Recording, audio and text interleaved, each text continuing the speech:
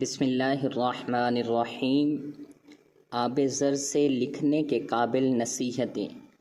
نبی کریم صلی اللہ تعالی علیہ وسلم نے فرمایا، تم حرام چیزوں سے بچو، سب لوگوں سے زیادہ عابد ہو جاؤ گے، اللہ کی تقسیم شدہ رزق پر راضی رہو، سب لوگوں سے زیادہ بے نیاز رہو گے، اپنے پڑوسی کے ساتھ احسان کرو، پکے سچے مومن رہو گے، دوسروں کے لیے وہی پسند کرو جو اپنے لیے پسند کرتے ہو، سچے مسلمان ہو جاؤ گے، زیادہ نہ ہنسو، اس لیے کہ زیادہ ہنسنا دل کو مردہ کر دیتا ہے۔